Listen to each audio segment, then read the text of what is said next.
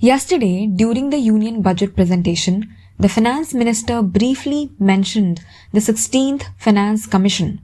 The report has already been submitted to the government, and based on its recommendations, certain grants were announced.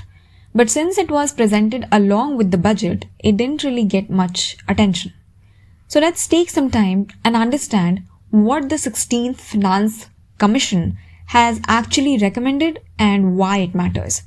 Let's start with the number that keeps coming up everywhere, 41%. Just like the 15th Finance Commission, the 16th Finance Commission has recommended that 41% of the divisible pool of central taxes be given to the states. This divisible pool includes taxes like income tax and corporate tax, but it does not include cesses and surcharges. So at first glance, it feels like nothing has changed. The percentage is the same, but the real story is not about how much money goes to the states in total. The real story is about how that 41% is divided among different states. That's where the change is. Once the center decides that 41% will go to the states, the obvious question is how much goes to Uttar Pradesh, how much to Bihar, how much to Tamil Nadu, Karnataka, Gujarat, Maharashtra, and so on. This division is decided through what's called horizontal devolution. And for this, the 16th Finance Commission uses a formula based on 6 parameters. The most important parameter continues to be income distance, calculated using per capita GSDP. The idea is simple. States that are poorer should get more support. This parameter still has the highest weight, but compared to the 15th Finance Commission, its weight has been slightly reduced.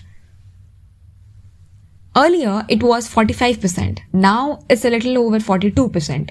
That reduction may look small, but it does affect how much advantage poorer states get. At the same time, population, based on the 2011 consensus, has been given more weight than before. Naturally, this benefits states like large populations with the Uttar Pradesh and Bihar. This is also where many southern states raise concerns because they argue that they control population growth and are now being disadvantaged for doing so.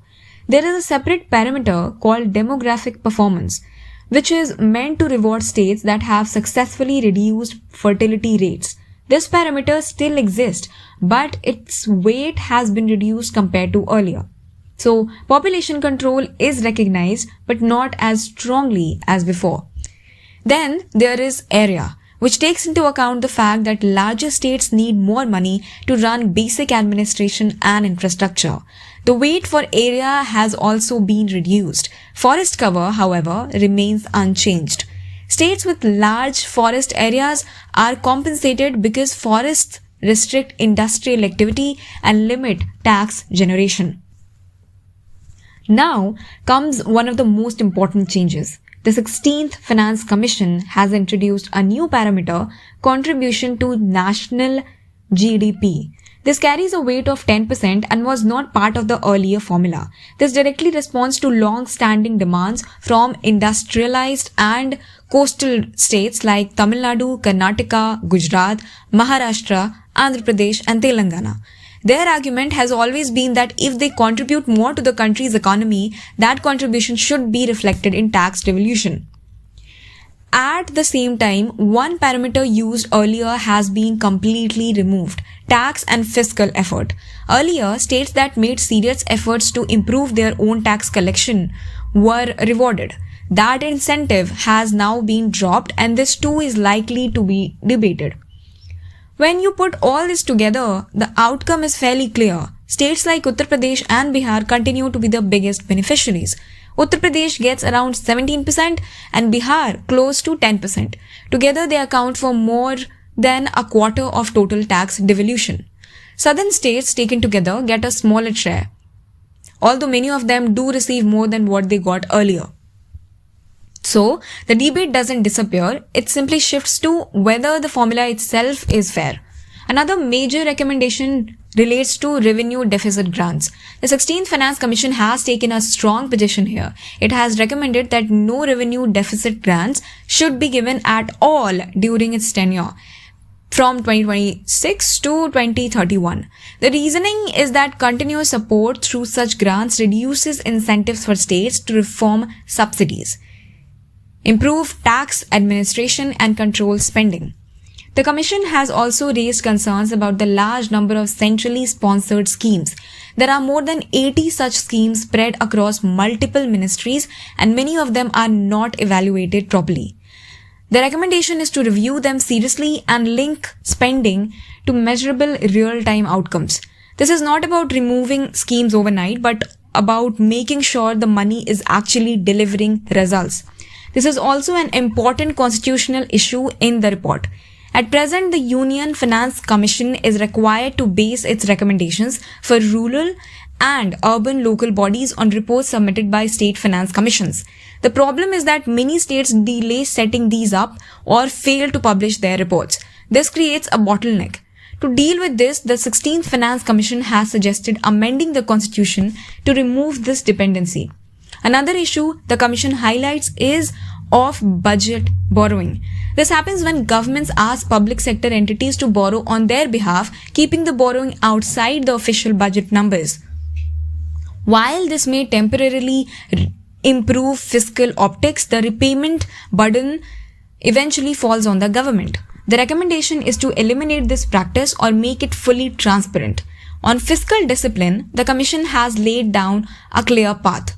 It recommends that the union government brings its fiscal deficit down to 3.5% of GDP by 2030 to 31, and that states collectively limit their fiscal deficit to around 3%. This matters not just for domestic stability, but also for investor confidence and credit ratings. The Commission has also taken a critical look at state-level subsidies. It points out that many subsidies are universal rather than targeted, often cash-based and sometimes even misclassified in state budgets. The recommendation is for states to reassess their subsidy regimes to reduce waste and fiscal stress. Finally, on grants in aid, the 16th Finance Commission has recommended total grants of about 9.47 lakh crore rupees. A large portion of this goes to rural and urban local bodies, along with disaster management. These grants are structured so that some funds are untied, some are tied to specific purposes, and a portion is linked to performance. So overall, the 16th Finance Commission hasn't changed the headline number, but it has clearly changed the balance. Poorer and more populous states continue to receive the largest share, while richer, industrialized states now get greater recognition for their economic contribution. How this plays out politically and fiscally is something we'll see over the next few years.